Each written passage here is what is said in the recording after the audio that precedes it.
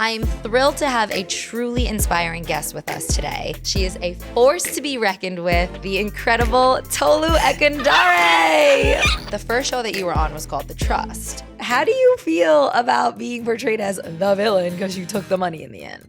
Can we dead the narrative that I stole $25,000? I didn't steal shit.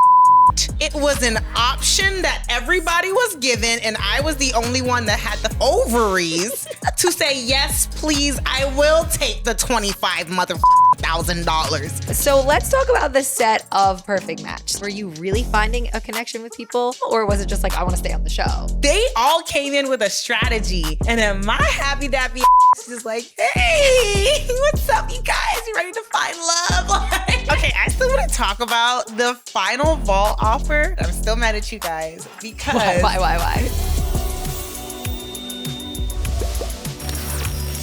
When it comes to reality TV, I've got Dibs on This.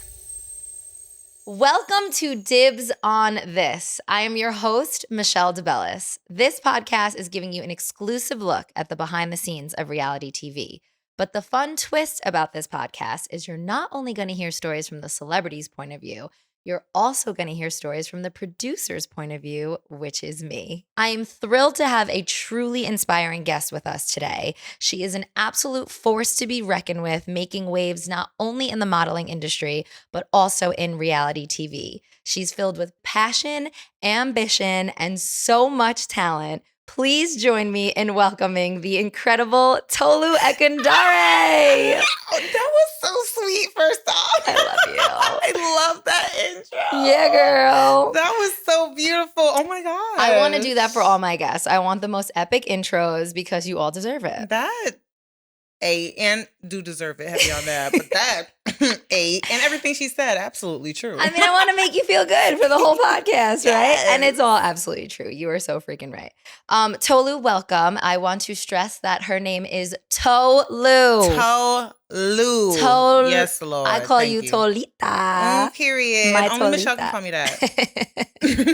But Tolu, it was so funny because like blowing up and being on everything, Netflix, right? Everyone says your name wrong. There's like, Totally. My name she's been all around the world. She's very well traveled. They say it in all different fonts, all different accents. Like at this point, if they get the T right, I'm proud of them.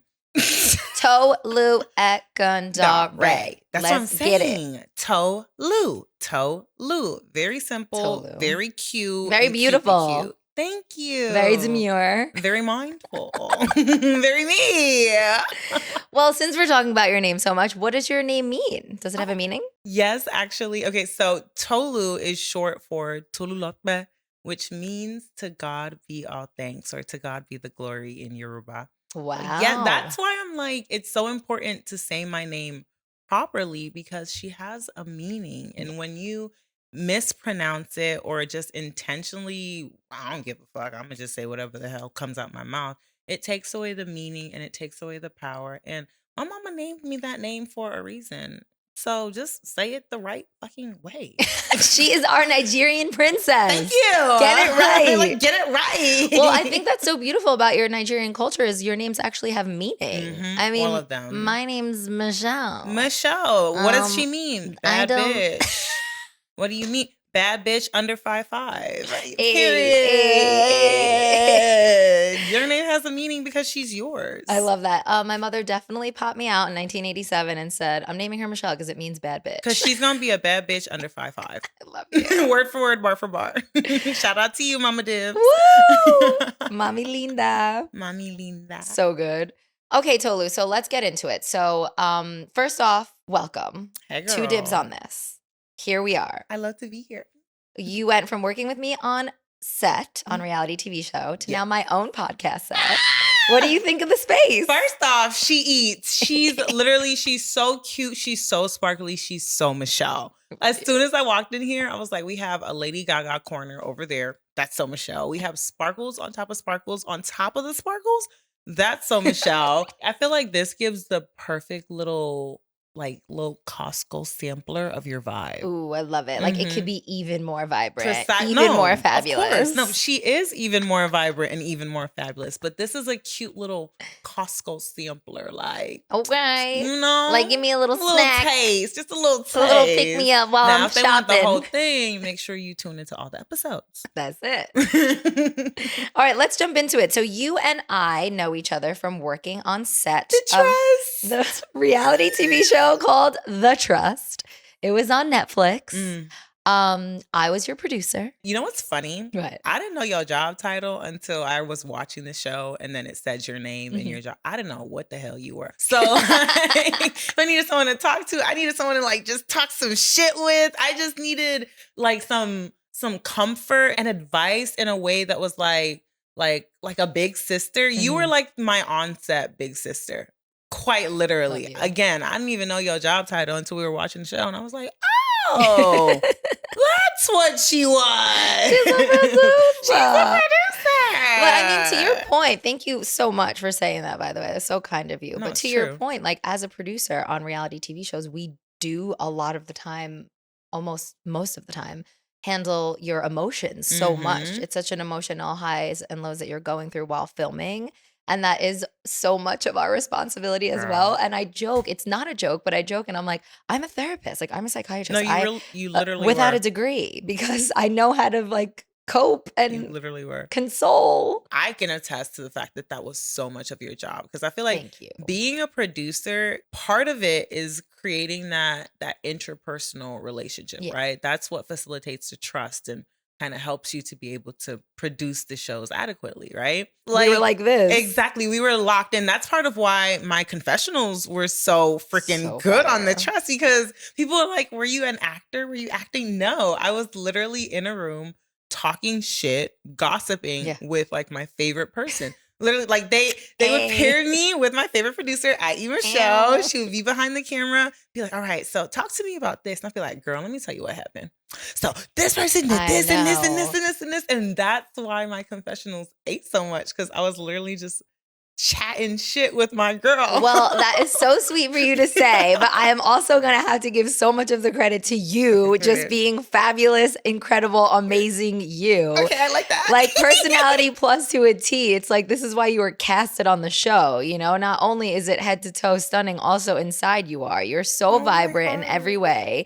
You made my job easy. I sat down in that chair and I said boom, boom, boom, boom, boom with the questions and you just rolled it all out. Like I can't, like that's you. I can't, you know what? that's a God-given too, thing. because I felt so comfortable. Like you created a safe space. Thank you. For me to talk my shit. And they did pair me with some other producers, which they were amazing. Loved them to death. But like I myself can tell that I didn't have that same kind of energy and zest, Yeah. you know, like, dang, if I was here with Michelle, there's so many things I want to tell Michelle. And it's so true. And that's such an important part of being on set on reality show, having that connection with your producer. Because when you sit in that chair and you sometimes have to recap multiple days, Oh my God, it's like, yes. who's going to bring me back You're there? Like there the for energy 6 between you and the hours. person interviewing is so key.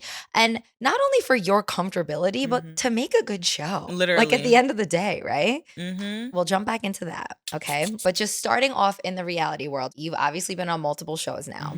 But the first show that you were on was called The Trust. Now, did you audition for The Trust? Like, did you send in a tape? Did you like reach out to casting directors? Did they reach out to you? Like, how did you get involved in reality TV? Honestly, I feel like I'm still asking myself that question. One day I was looking for modeling gigs because, you know, I was a freelance model. So I was just looking for modeling gigs and I was just filling out a whole bunch of different like applications and like following a bunch of people on Instagram. I was just trying to make it some way, somehow. Something was going to stick.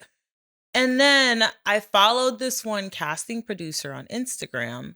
And then he took a look at my Instagram and then he DM'd me and was like, hey, I feel like you would be really great for this show that I'm casting for. Do you mind like answering some questions and submitting some videos and filling out an application? I'm thinking that this man is a scammer because I'm like, You're like, this isn't real. like, first off, who the fuck are you? You're trying to get my information. Like, you're just you want me to send you videos on my DMs. Okay, you know? But something in my spirit was like, take this seriously. Like, there's something about this. So I was like, okay, so I'm sending this random man on Instagram. Fucking, and ladies, this is not, don't go doing this, but this is a one-off. But I'm sending this man like videos and pictures, and then he sends me a link to an application. It's this long ass application, and it was on a site that kind of looked a little sketchy, but I was like, okay, let me just do this. So I filled out, I answered all the questions really good.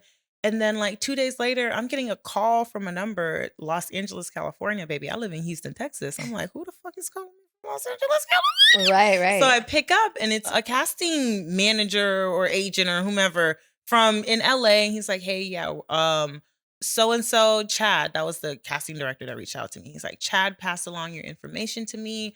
I think your application was excellent. I think you'd be great for this. We want to move you on to the next like level and then next round, and then had me interviewing. And it just went from interview after interview after interview, and then I landed the trust, and I didn't even know it was Netflix. Also, finding out that you had to fly to the Dominican Republic to film. I mean, how did it feel knowing that that's where you were going to film this show?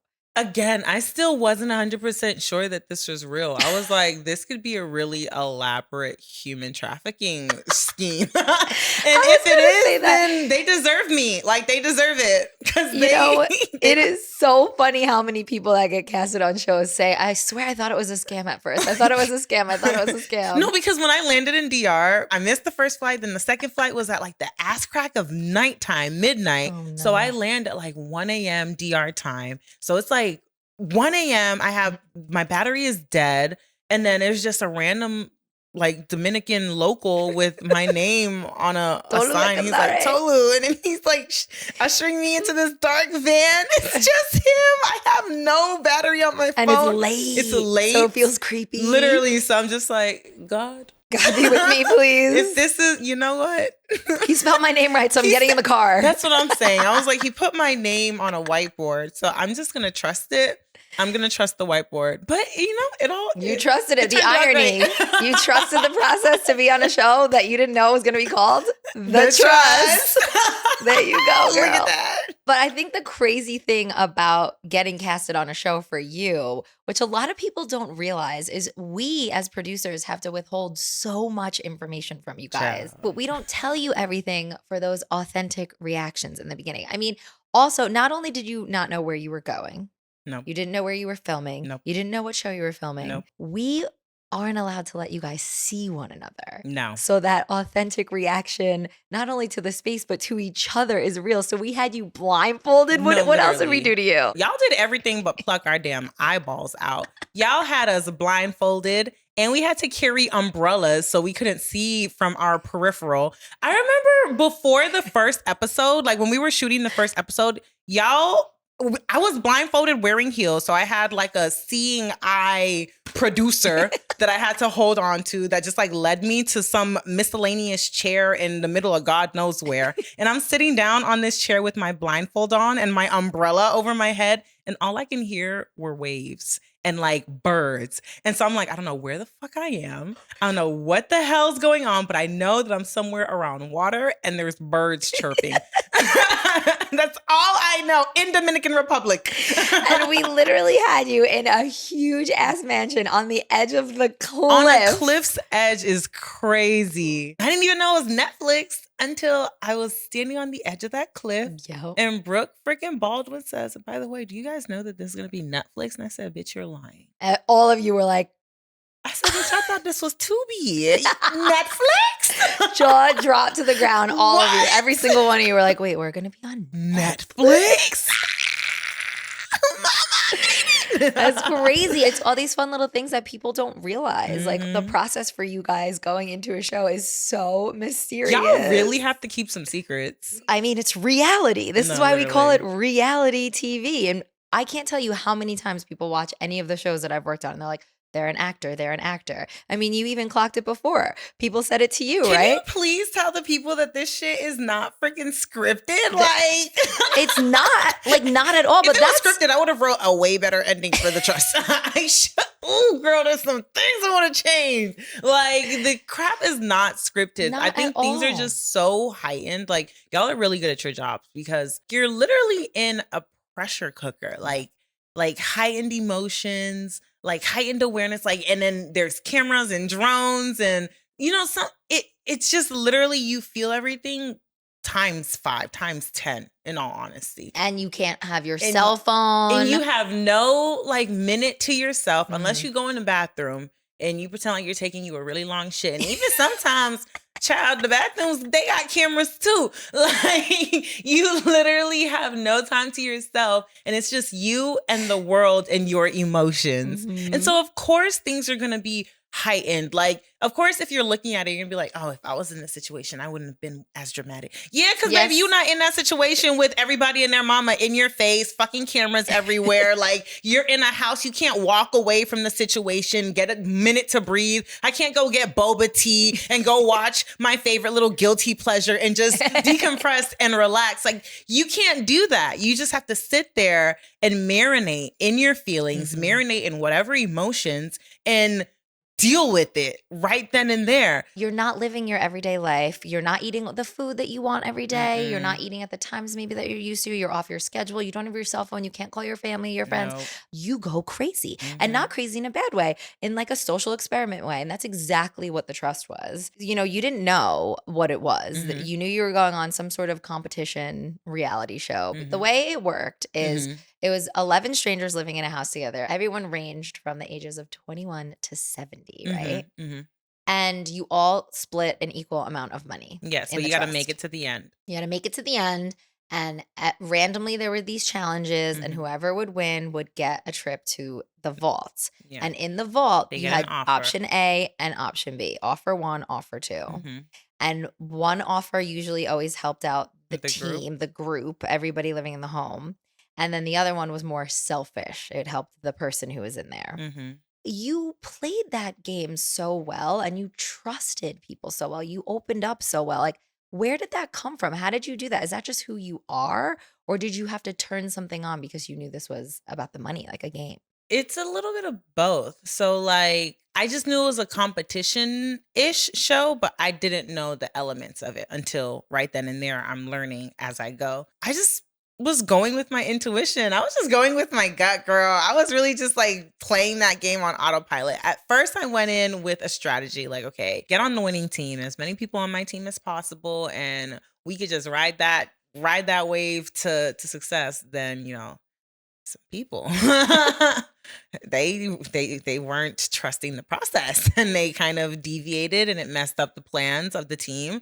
So, and I lost a lot of allies, as you saw. So basically it became like, okay, what do I feel like the house needs? Like, this is a show about trust. And obviously I don't really trust nobody, but these people, they are very trusting individuals. I recognize that they are very trusting individuals. So how can I get them to trust me more? And how can I kind of ally myself on their side? Because I recognize that I no longer had the power in the house. I was next on the chopping block. So I had to think fast, like, okay, how do I get back in their good graces? So I just started doing what everybody else in the house was doing. I was like, all right, I'm going to just birds of a feather. They flock and squawk together. I'm going to just start flocking and squawking like they do and see what the fuck happens.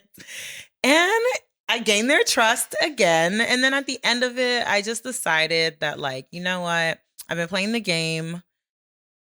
At a point in time, let me go out on a limb. Like, let me not cast this last vote. I really wanted to, Michelle. I really wanted to. But I was like, let me not cast this last vote, because worst case scenario, if they don't trust me and I'm voted out, then okay, at least I tried to do something good. And then if they do, then cool, I did something good. And it all worked out for the best. It did work out for the best, girl. I love that you said flocking and squawking like everybody else. Like, this is a true example of Tolu being Tolu. Not an actress, not given a script to read, just you coming up with the most amazing sayings off the top of your head. I absolutely love it. There was a turning point, though, at the end of filming where there was one player that was lying the whole time, and then everyone figured it out. And that was a huge game changer that worked in your favor. That was something you didn't even know was happening. Are we talking about when the snake died? When the head of the snake was cut off? Yes. Yeah. Yeah. Oh my God. To this day, I still love that. That's how I'm like, that's how you know this can't be scripted. Exactly. You cannot write that in a script. Only real life can be that unhinged and that what the fuck. Yeah. Only real life. I know. Because Lindsay, bitch, and if you're watching this, like for the whole Lindsay thing to happen, oh my gosh, that still to this day blows me because Michelle, I don't know how the hell I made it out of there alive. Well, she was playing both sides and everyone wasn't aware. And then once it became aware to everybody, you no longer were the villain in everybody's eyes. And people were looking at you as the villain because you were friends with people that already had gotten eliminated. They were eliminated. And that's why you were like, oh my God, I think I'm the next one on the chopping block. Whole time I was telling the truth. I told those folks. I was like, look, y'all keep saying happy family, happy family. I got me a family. My family's back at home in Houston. I'm here to win money. Yeah. From the jump, I was like, I'm here for money. So what? And I even told every single person. Though. That's what I'm saying. But like, so was everybody else. They were definitely there. But my thing is, they were too busy playing like they weren't. And I feel like that's why even after the trust came out, I got so much backlash and so much hate because I was just very real and raw and honest about my intentions. And I acted according to what I said my intentions were. And I think people were just so flabbergasted, like, how dare she be free thinking? How dare she kind of go contrary to the group think mindset? Like, they decided that they wanted to play this one big happy family. I decided that I want to play this for as much cash as I can motherfucking take home. So I'm confused, and I played it with that intention in mind and told everybody what the intention was. Yeah. Once the rules of the trust were laid out to everybody, and it was like, hey, there's this massive trust of money that you're all splitting equally. Everyone was like, oh my God, yes, we're all leaving with money. Of course people wanted to leave with money. So when that became, kind of the reason why people were mad at you in the end, it actually doesn't make sense when you think about it. Because you're like, that's the whole point of the whole entire show. The whole game. But you did say from the jump, interview number 1, I'm here for my family. I'm here for my family. For myself and my family, and that's it. I told myself, walking to that final ball, I was like, I'm comfortable taking up to half of the money in the vault. Yeah. I would have took half. I would have took half. I mean, look. And you know what? The final vault offer, I'm still mad. I'm still mad at you guys because why? The final vault offer was $25,000, right? Take it or leave. Of course I was going to fucking take that. But my thing is, it should have been more. Oh. How did Brian get an offer of $30,000 in the middle of the game and the final vault offer was not more? Yeah. You know what I mean? I'm the with final you. vault offer should have been the most amount of money to really test everybody's integrity. Are they going to take it? Yeah. Aren't they going to take it? Like, y'all should have did a 50K. It should have been 50K. And you or know like what? 150K. Or 100 or like half of the vault. And I would have deserved it. After the hell that they put me through in that house.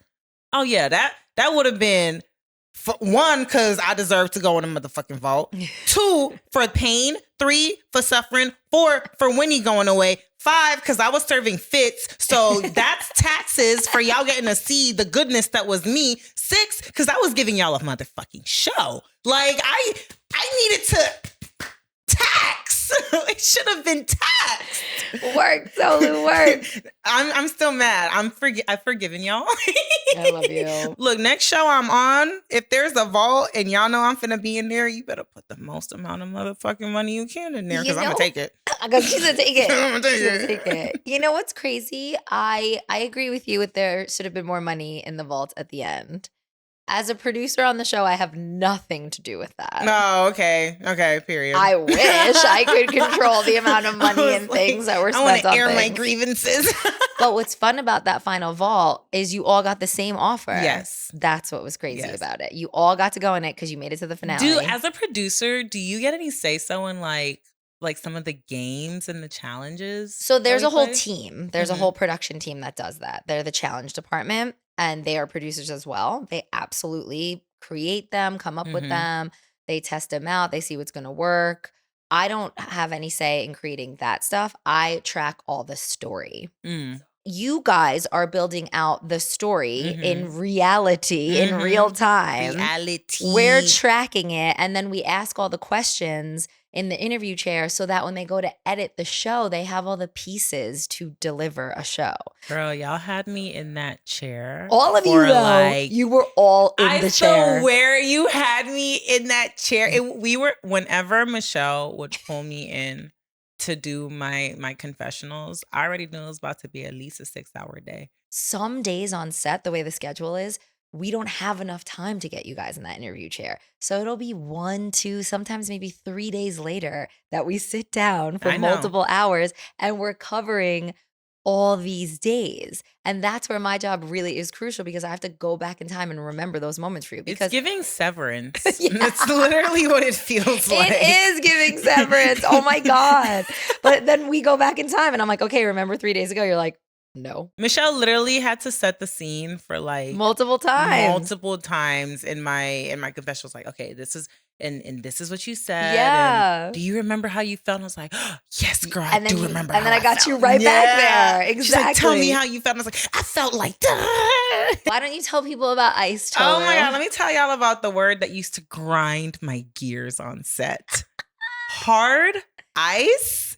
Y'all, hard ice. That was the worst group of words to come out of anybody's mouth. Essentially, what it meant was everybody had to shut the fuck up.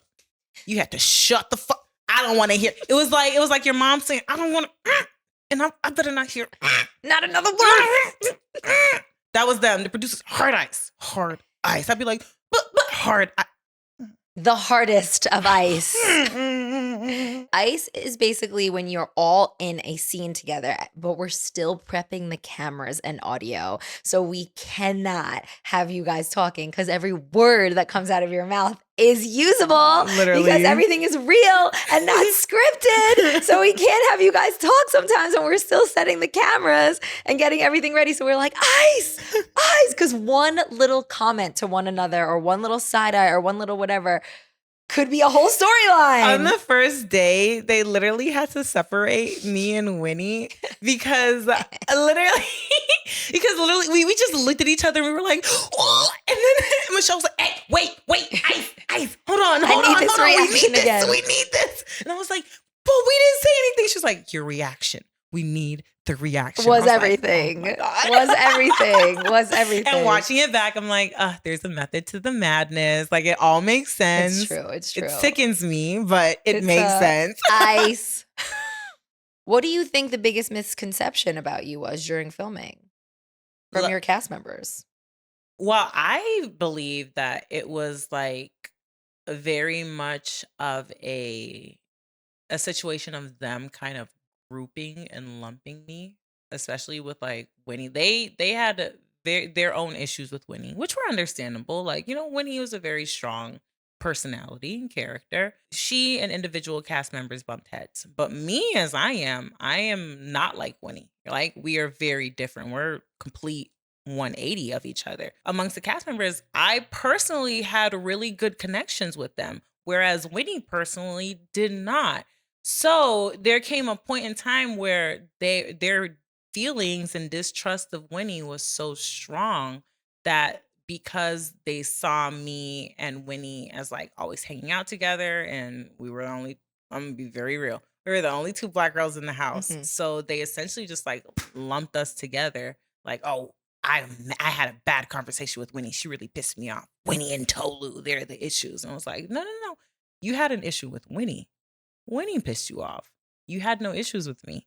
I was fine. We are fine. The interactions you have with her are personal, are individual to the interactions you have with her, and the interactions you have with me are individual to the interactions you have with me. Stop lumping us together. Stop making us a monolith. So that was a really big issue that I had in the house, like for a majority of the time too. And it was something that I constantly had to bring up. And I feel like it wasn't until when Winnie was eliminated, that's when they were able to kind of look internally of themselves and be like, you know what?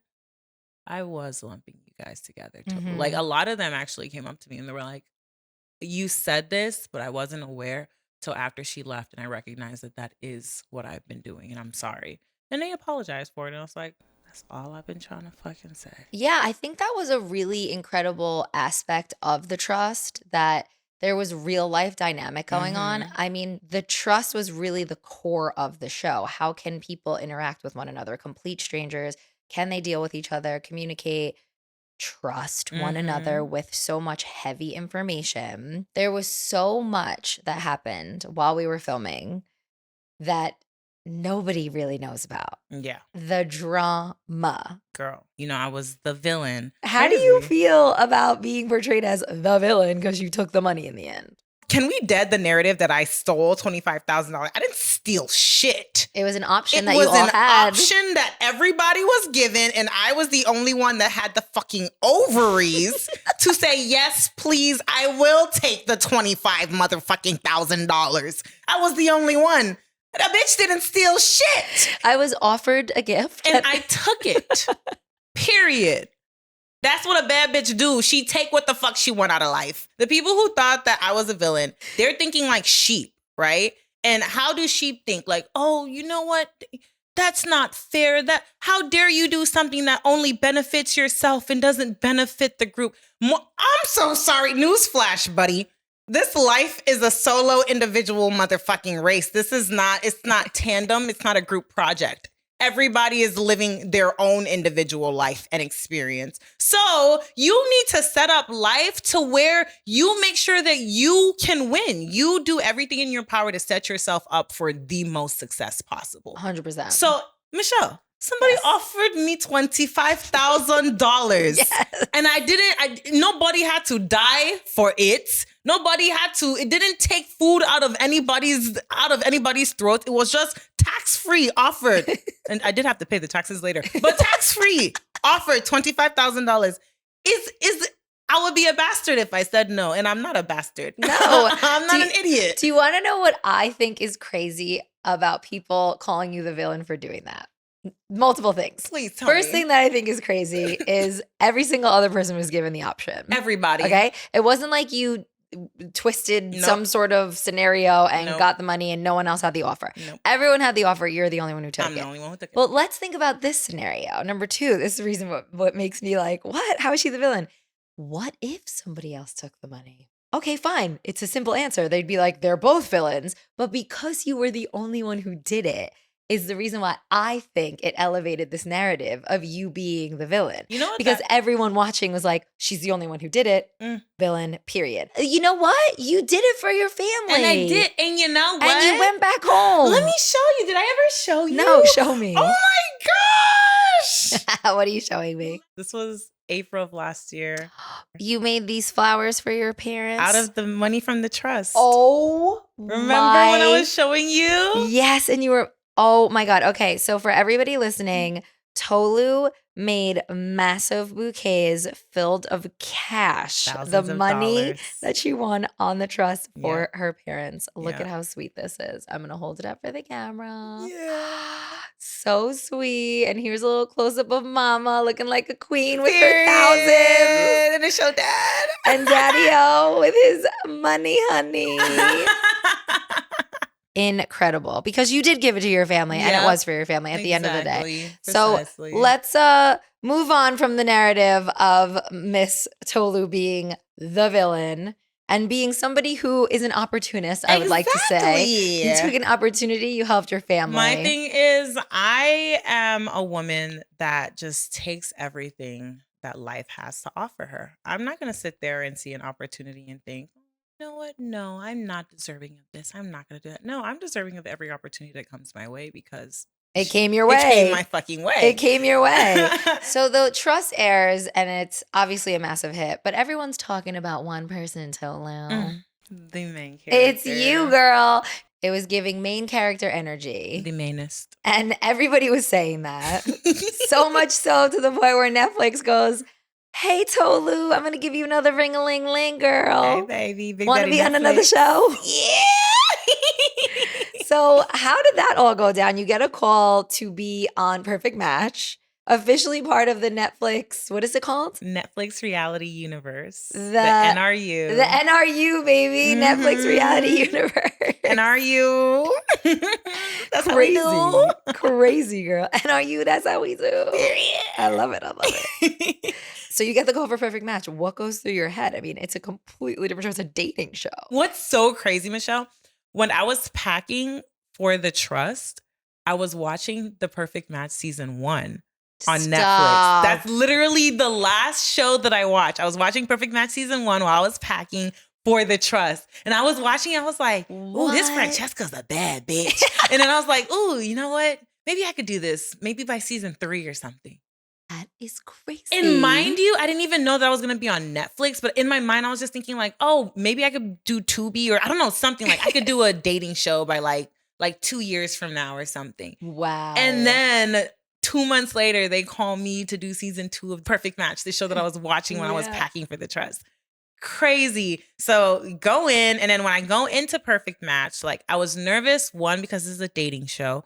But 2, it's not just any dating show. It's a dating show where everybody is like an established reality star. And like me, myself, like The Trust hadn't come out yet. So I was still like, you know, like a little nobody kind of amongst like all these other established reality stars.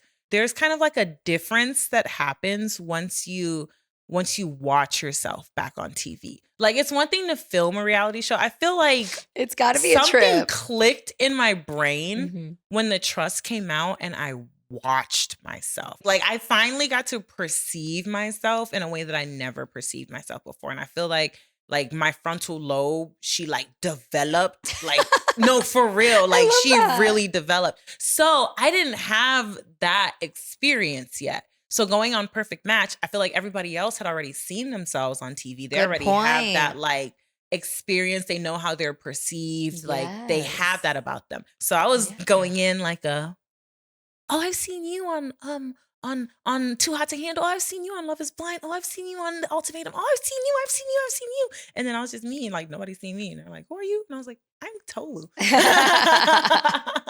Hi. So it was so weird. And then now I'm like dating, like I have to date these people, you know, being on a competition show versus being on a dating show. It's so different because like being on a dating show, you have to allow yourself to be emotionally vulnerable. Yes. And you have to allow this extreme emotional vulnerability in front of the entire world. So not only remember, I didn't trust bitches. I didn't trust no motherfuckers. We knew that from The Trust. So now I have to like start trusting people. I have to open myself up emotionally. I have to do this in front of the entire world. And I have to do this to other like reality stars, you know? So it was just, it was just a whole slew of emotions. This is why I love having a podcast and sitting down and talking to you and these little tidbits that people don't know. It is fascinating to me how you weren't seen on television yet, but then you filmed the whole season on Perfect Match. For everybody else, like your cast members, they were like, who are you? But meanwhile, everybody else knew each other. So not only is that a different experience for you, it's a different experience for them. We don't know what project you're from. We don't know how you act on TV. We don't know if you were the villain, if you were the this, if you were the that. I didn't even know if I was the villain or the this. I thought I was going to be America's Angel. You're my angel. You know what's crazy about this too is when The Trust aired and we spoke and we were talking about it, we were saying like, it's giving main character energy, girl. And then your intro on The Perfect Match said main character energy. I was like, what? They know. Yeah, they did. Like, how can people tap into their main character energy? It's so easy. Like people ask me this and it's literally so easy. You just have to recognize that you're the shit and start acting like it. Confidence. Literally, confidence is a conscious decision that you make every single day.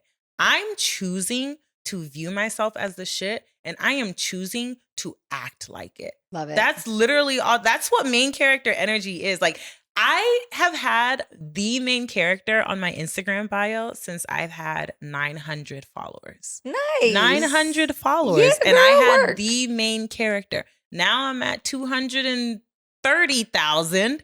Still the main character. Amazing. Nothing has changed. Well, I think it's crazy because, you have this experience. You're on a massive reality show. You watch it. Unfortunately, you had the backlash that you had. And then you're like, oh, here's round 2. It's literally.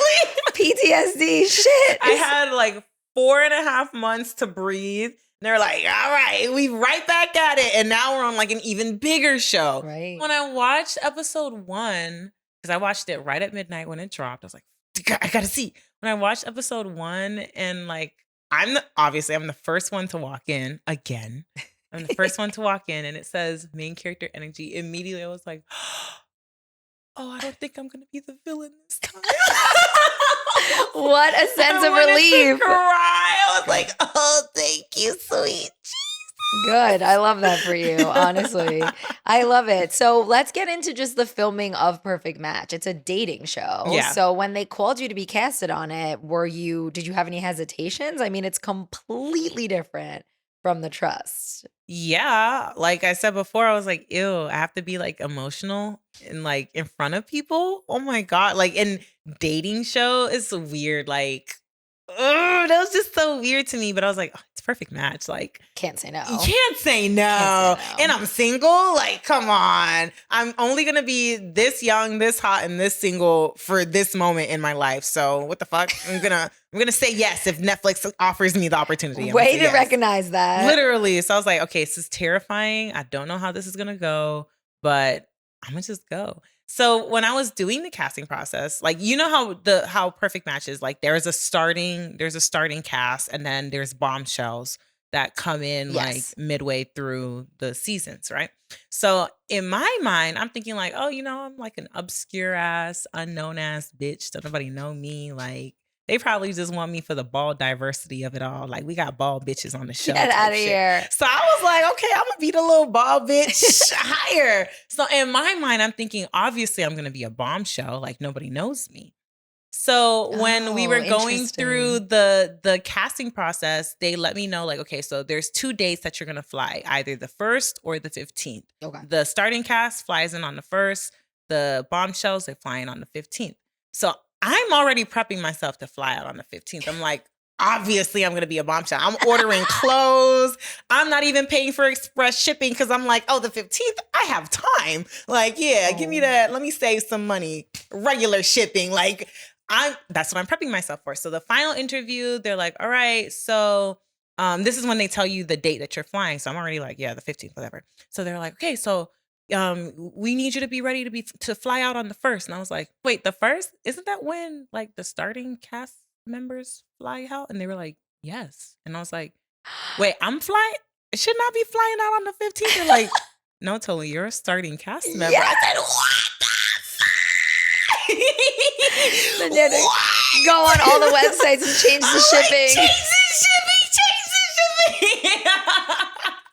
How exciting. I was like, oh my God. So now I'm just like, oh my gosh, shit. I'm going to be one of the first ones in the house. Oh my gosh. Okay, so I'm like, okay, it's fine. It's fine. I chill out, Tolu. Relax. Just chill. I was like, if anything, like, it's not like you're going to be the very first one. Like, it's cool. You chill. Oh it's okay. God. So we're going through, right? Yeah. So then the day, so we're in the vans to walk in, right? We're in the vans. They have each cast member in their own van. Mm-hmm. So there's literally like, I don't know, 10 vans or however many cast members. Because you can't see each other. Yeah, we can't see each other. You have your own so cars. We're each in our own little van. That's a fun little tidbit. So then one of the producers comes in, because I'm with a cast wrangler. Mm-hmm. So we're each assigned a cast wrangler. So he's in the car just like keeping me company. Like we just chit-chatting. He's calming my nerves. So then one of the producers comes in. She introduces herself. I'm like, hey, girl. And then she's like telling me how things are going to go. And I was like, oh, yeah. She's like, are you ready? I was like, yeah, I'm good. Ooh, as long as I'm not the first, I'm going to be good. I'll have someone to talk to. And then she's like, yeah. And I go, oh, first one. Why did you stop breathing for a second? You're like, I'm the fucking first one. Why did she stop? She's like, no, you're good. And she walks out, closes the door. I turn to my cast wrangler. I go, she stopped breathing, right? That was a weird exchange, right? My God. He was like, it wasn't the most normal. And I was like, I said, am I first? Am I fucking first? But she didn't want to tell like, you. I don't know. So I walk in, they're like, all right, Tolu, you're first. I was like, fuck it, I knew it, y'all are liars. They're like, you're going to do great, you're going to do great. And then I walk in, they're like, look, you know why we made you first? I was like, why? Because I don't know anybody. Why y'all make me first? And they're like, you're the only one that has the personality to be able to just be in an empty house by themselves and make it entertaining. 100%. They're like, you're the only one that we can trust with this. Yes. And as soon as she said that to me, I was like, to whom much is expected, much is given. I'm annoyed. But I can't be annoyed. I'm the bad bitch for the job, so I can't be mad at them for recognizing who the fuck I am. I love that. So I was like, all right, go in there and give them a fucking show. So let's talk about the set of Perfect Match. So being on Perfect Match, obviously a dating show versus being on The Trust, which was like a competition reality show. Perfect Match, the way it works is you need to be matched up at the end of the night. Otherwise you don't move on, right? Yeah. So what was it like, kind of trying to find those authentic connections? Were you really finding a connection with people because you really wanted to like them?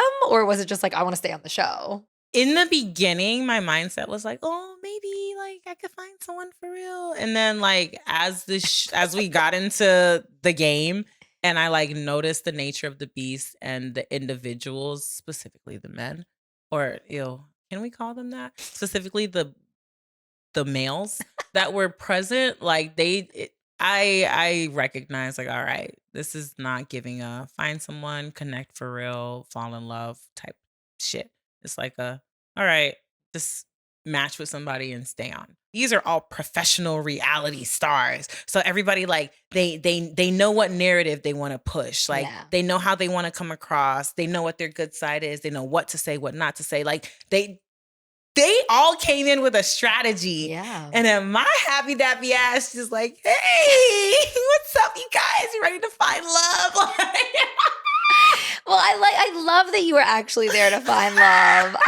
Who cares? I mean, listen, honestly, like I think that's what makes a dating show is when people come in for different reasons. I mean, if everybody came in and didn't give a shit, that would be terrible. If everybody came in, you know what I mean? Like it's nice to have people that have different outlooks. I love that you went in and you were like, yeah, hell yeah, maybe I can find a real connection. Michelle, I would have loved that too, but it wasn't no dudes that was on that same playing field. Like, yeah, all the motherfuckers in there came in with a strategy, and my ass was not privy to that information. Had I known that we were supposed to be some strategizing ass bitches, I'm a queen of strategy. I would have came in with a strategy or 2 or 10. You know how I fucking do with some strategies. I came in no motherfucking strategy.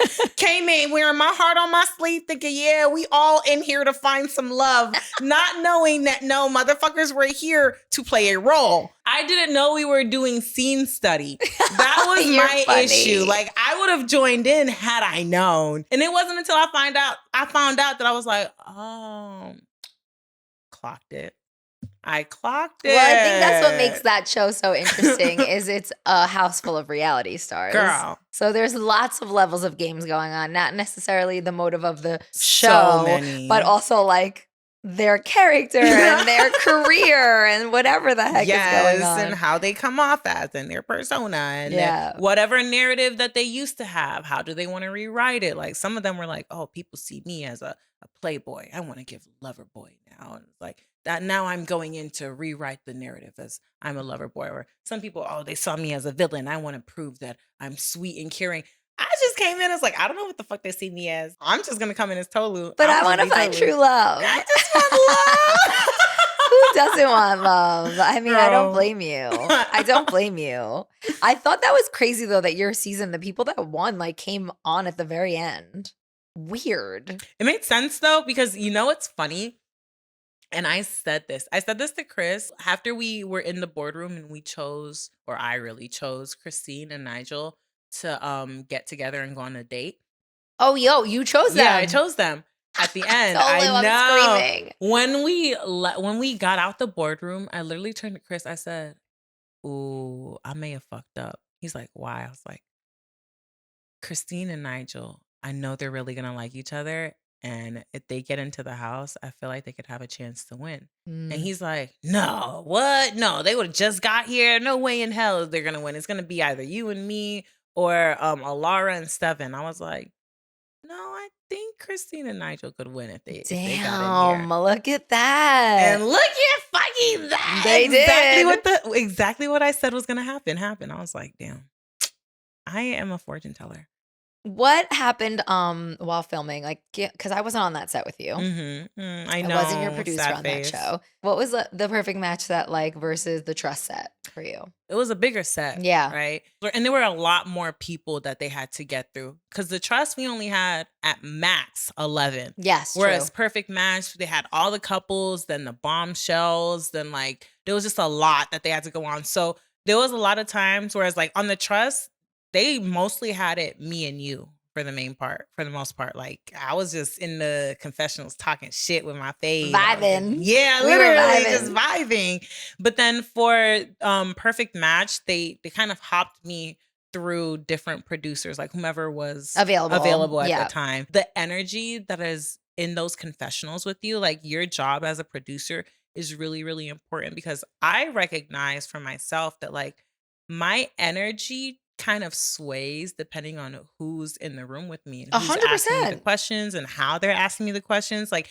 if I feel like I can just a key, like I'm in the room with my girl, Michelle, she behind the camera. I'm just about to talk some shit. Like You're comfortable. It literally creates the perfect environment for me to truly just talk some shit, which is what I've learned that people love. And that's why it's so important too, like producers building that interpersonal relationship with us, because I'm telling you, if I didn't feel like, if you didn't create a safe space for me in the confessionals room, all the authenticity and all the like the deliciousness that was my personality wouldn't have been able to come out because I wouldn't have felt safe enough to be that version of me, if that makes sense. So thank you for My creating that girl, space. my queen, I love you. Tolita. I love you too. So moving on from our amazing connection, I love you. We know your connection with Chris in the end of Perfect Match didn't work out in the real world. There's no romance. There's no anything there. Could never. But being on a show about forming a connection, whether you did or not, did that help you at all in your dating world in the real world or no? Was it just too different being in this elevated dating like situation on Perfect Match? Did it help at all in the real world or was it too different? I feel like it did. If my frontal lobe developed after watching myself on The Trust, oh, Perfect Match. It was like frontal lobe pro max, literally. Pro max. And watching that, I'm able to see myself like from a third party perspective, like how do I interact in a romantic setting? And I'm such a fucking lover's girl. Like see myself, I'm such a fucking lover girl. Like I'm such a lover girl.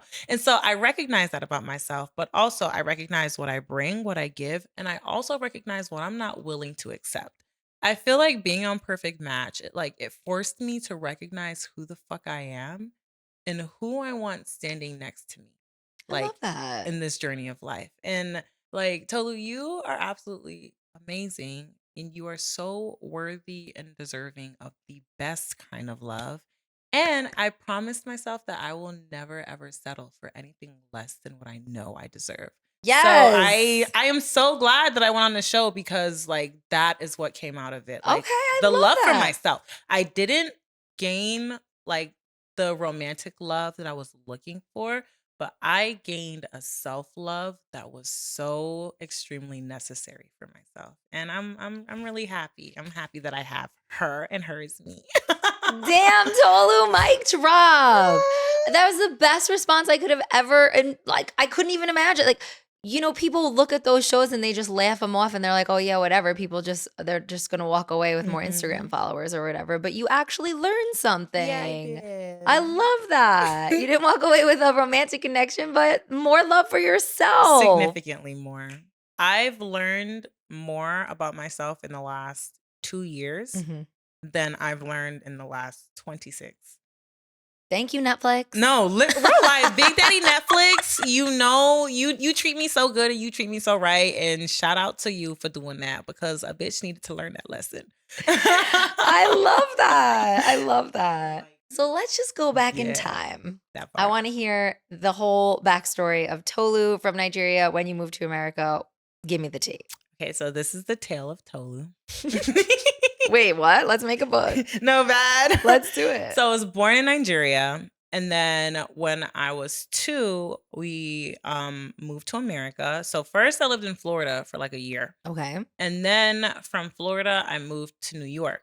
And then I lived in Brooklyn for 9 years. Oh. Yeah. Then from New York, then we moved to Houston. And I've lived in Houston ever since. Love. And then like 2 months ago, I just moved to LA. Welcome. She's officially a resident of the city of angels. No bad. Love it. California. I'm so happy girls. for you. They're unforgettable. Daisy Dukes bikinis on top.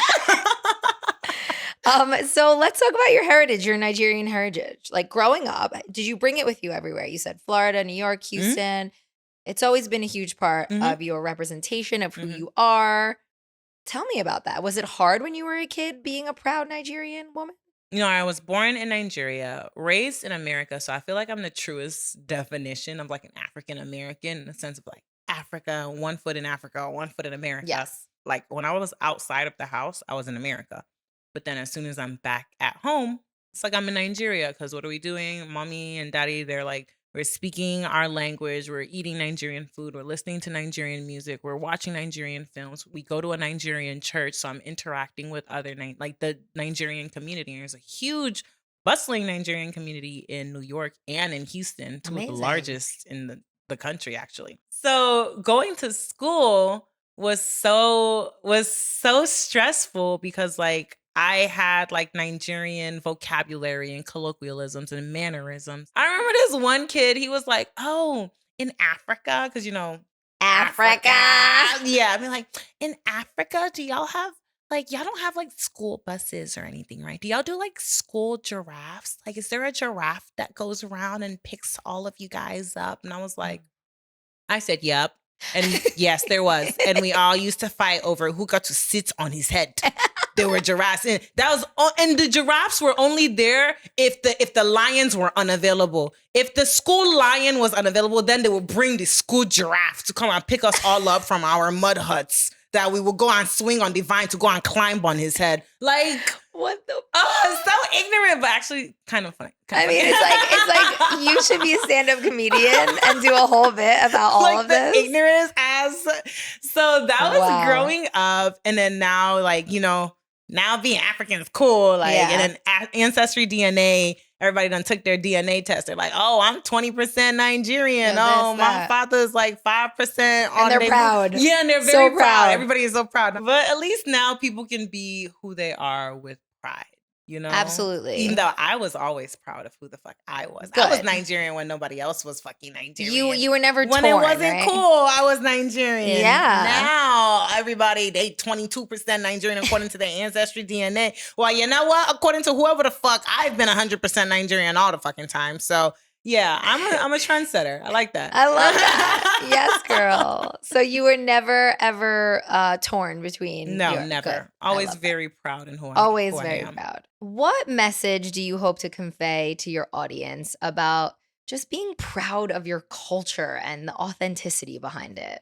Whoever you are, just recognize that and wear it with pride. Because like we've just talked about, society is fucking confused. She doesn't know who the fuck she likes, when the fuck she likes them, how the fuck she likes them. She doesn't know what the hell is going on at any given time. Mm-hmm. It's literally always fluctuating. There's always a trend. Now this is cool. Now this is not cool. Skinny jeans was out. Big jeans are in. Like, you know what I mean? Yeah. At the end of the day, who you are remains consistent. Stand on that shit. Yeah. Recognize who you are, own it, and wear it with fucking pride. It doesn't matter if people are cheering you on. As long as you're cheering yourself on, you should be the loudest in the room. Your cheers for yourself should be so fucking loud that you can't hear if other people are not cheering for you. Yes, Tolu. And that's it. And you have a culture, be proud of it. Like, there are people walking around who don't got no damn culture for real. Like, there's something about you that's different from everybody else. Bro, embrace that shit. I love it. And love that shit. Do you have any like Nigerian traditions that you keep in your everyday life that you like maybe learned when you were a kid from parents? So we're very, big believers in like power of the tongue. Like there's life and death in the tongue. What you say is what can be, Mm-hmm. right? I always proclaim life into any situation, to anything that I do. I always say like this is going to be great. Everything's going to work out in my favor. The best case scenario is going to happen for me. Here's a Nigerian thing. Whenever you ask like, "Oh, how are you feeling?" If it's a negative thing, we will never say that negative thing. We always turn it around into something positive. So for example, if somebody is sick and they're like, "Oh, how are you feeling?" You won't say, "Oh, I'm sick." You'll say, "Oh, I'm feeling strong today." Like, "Oh, I'm feeling very strong." Or Oh, if you're like, interesting. "Oh, like, oh, how are things going?" Like instead of you saying like, "Oh, I'm kind of broke," you'd be like, "You know what? I'm about to touch a lot of money."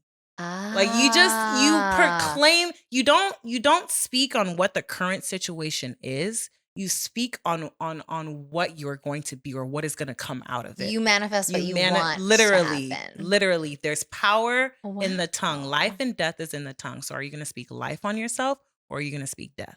And I live Whoa. by that. I always proclaim the best case scenario, Ye- whether it's gone how I've planned or not. Every day is amazing because everything has led me to this exact situation, to Yeah, this girl. place right here. Two dibs on To this. this one, this To my honey. podcast, And now baby. I'm sitting on Michelle's podcast, like Love talking you. shit, and now we both get to be in front of the camera. Yeah, girl. I love Yes. this. I am so excited for people to hear this because you're going to inspire a lot of I people pray. and you're going to help a lot of people that need that push to believe in Amen. themselves, and it's just going to be wonderful. Like people need that. Period. Ooh, mic drop, honey. I Love you. love you more. Tolu's the best. So, Tolu, obviously being a successful reality TV star, Toss, toss. do you have any advice to people out there who are hoping to be on a show or want to be on reality TV? What's your advice to them to pursue that? Go in knowing what you're about to get yourself into. Like I feel like a lot of people don't they have romanticized being on reality TV and don't look at everything that they're about to walk into. Your life is now open to the public. Just know that once you're in this, it's like a gang. You there's only one way out. No. But like once you're in, you've opened yourself up to the public. So that's people's opinions, people's whatevers. So just prepare yourself for that. But if you know that you want to be on reality TV, honestly, it's simple. Just put yourself out there. Like show your personality. Think of your competitive advantage. What do you have that others don't? Like, Right. like, are you funny? Are you a great orator? Like, are you flexible? I don't know. Whatever the Yeah. fuck you can do, show that, showcase that, put it on your socials. Like, you need to allow yourself to be perceived Yeah. and you need to put yourself out there. Like, put pictures, put videos, show your personality. And be yourself. And be right? yourself, That is please. so key. That is so Do so not key. look at your favorite reality star and think, okay, now I have to emulate them. Right. No, they already, like, people be like, oh, Tolu's been on 2 shows. Now let me try to act like Tolu. I have to emulate Tolu. The world already be got a yourself. Tolu. The world already got a Tolu. There's not going to be another one. But you know what the world doesn't have? You. Period. You. The slot for you has not been filled. Yeah. So fill it up. Fill it up, baby. Fill it up. Just know that Tolu's taken. Before you got into this whole reality world, though, you were modeling, right? That is true. Yeah, let's talk about that. That's a huge part of your life. You're obviously drop dead stunner. Like, tell me, how did you get into modeling? How did that first start for you? I didn't do modeling like I'm serious. Like I want to be Tyra Banks, which I mean, Why shit, not? Why not? Like, I really wanted to be Naomi, but like, Of you know what I course. mean? I love that. I went into modeling after I graduated college, after I got my first big girl job, Mhm. and after I had finally gotten my braces off. Ah. Yeah. So after I got my braces after college, so I was in corporate America with braces. I was the youngest with braces in my mouth. And I just didn't feel beautiful and I Mhm. didn't feel confident. And I also hated taking pictures. Like I hated it. So I was like, I'm afraid of taking pictures. So let me go into modeling. Like, wow. let me go into modeling because that will force myself to do the shit that scares me the most. Let me go into modeling. Let me allow myself to be perceived by all these people. And what are they looking at? My beauty, right? So it's like being perceived in the most like the scariest Like kind the of highest way. level of it, Literally, yeah. like how is she walking? How is she posing? Where does this like inner drive, this inner challenge, this inner I want to be a better version of myself, where does that come from, babe? I want to say it comes from my parents. Like Love that. my parents have always taught me that I can be whoever. Like whoever I dare to dream myself to be, I can be her. I just have to dare myself to dream it. And so I was like, all right, so in order to be this person, in order to be the biggest, baddest bitch, I need to now put myself into the mindset of start thinking of myself as the biggest, baddest bitch. How do I do that? Well, this unconfidence, that's not serving anybody. It is definitely not serving this current purpose that I have. I need to dead that. How do I dead that? Shock therapy. Love Like it. exposure, shock therapy. You faced your fear. Yeah, literally. And you did it. And not even knowing that the modeling was going to be the vehicle to prepare me for everything that I was going to face going into reality TV. Like not How even interesting. Yeah, literally, because again, one of my biggest fears was being perceived. Right. That's When that's the whole thing about being on a reality That's TV literally show. the whole thing. So if I didn't force myself to kind of like deal with that, I never would have been prepared for reality TV at all. Crazy. I love that. And you're still doing some modeling now, right? Oh, heck yeah. Whatever She comes your stays. way. Yeah. Yes, I say yes, no to yes. no opportunities unless I feel like you don't serve me. Wrapping things up here, my Mhm. lovely Tolu, I would love to Aw, I'm so know sad. what's next for you. You just moved to LA. What's next for you professionally? What do you got going on? So we have a lot of huge things on the pipeline. Some things I can't talk about yet, but just know that the ones that have been missing them a little slice of Tolu on their screen, she will be back. Oh, that's a Netflix teaser if I ever heard it. Oh my God. I'm so excited. Okay, can't wait. And I have a podcast. People have been screaming at me to start a podcast. So I'm finally giving the people what they want. Yes, girl. Yes, girl. It's going to be total confessionals all day, every day. Oh my God, I love it. So I do have a podcast coming out. And this one I'm so excited for because it's going to be a duo. So I'm going to have a co-star and it's just going to be me and my co-star Jillian. And essentially we just want to create an atmosphere where we can have just unfiltered, raw, girly conversations. I love it. It's going to be the girl chat, the group chat with, the viewer as our third. I love it. Congratulations. Thank you. What is like the end goal for you? Like, what's your dream? Do you have like a dream? Like, do you want to be blank one day or have this one day? Like, what's Tolu's big dream? My dream is to build an empire. Like, Yes. that's literally the goal is world domination. The goal is to build an empire, generational wealth, and it is building, honey. And yes, it has the started. foundation has been laid. Period. Like the blueprint has been drawn and we are building in action. So, and just as I continue to grow in entertainment, I just want to continue to elevate and optimize. And I just want to be a better Tolu than you guys saw last month, last year, last week. Just continue to be the bigger, better, badder version of myself and continue to push myself to do the things that are scary because obviously that's where I find the most growth and development and success. Just push yourself to do the shit that scares you out of life. That's what I'm doing and that's what I will continue to do. And so it's just up from here. I love it, girl. Thank you. Congrats. Thank you. To close out the podcast, I would love to do something really fun. So obviously we are surrounded by really crazy clothing racks that have wild pattern sequin clothing on it. So I would love for you to pick a piece and wear it. And I'm going to pick a piece as well. And then I'll do a fun little game with you. Ooh, okay. So Tolu, why don't you explain to everybody listening what piece did you pull from the rack? I pulled this fabulous, flamboyant, colorful, knitted cardigan drapey kind of moment. She's loud and she's proud and she's giving. And it's kind of giving like grandma just was operating on vibes. She didn't know. She she didn't really know what to go for, so she just went for vibes. And color splash. Yeah, color and vibes. Color This is grandma's color and vibes. Yeah. Okay, I love it. Mine is pastels. It's got purple, blue, pink, some browns randomly She's in there. eating. And she's like a fluffy, colorful snuffleupagus. No, I love her. Actually, Right? I think I love her even more. Wow. Mhm, We'll take mhm. multiple pictures. Oh, we we'll will. swap, okay? Pictures will be taken. Okay, now that we have our crazy fun pieces on, let's play a little game of this or that. This or that. Thrift finds or designer pieces. Designer pieces. On a first date, would you like it to be like casual coffee or fancy dinner? Fancy dinner. What the fuck? Casual coffee on a date? No, baby. The She said fanciest of dinners. fancy If I'm dinner. leaving my house, you're feeding me, and I'm getting a view.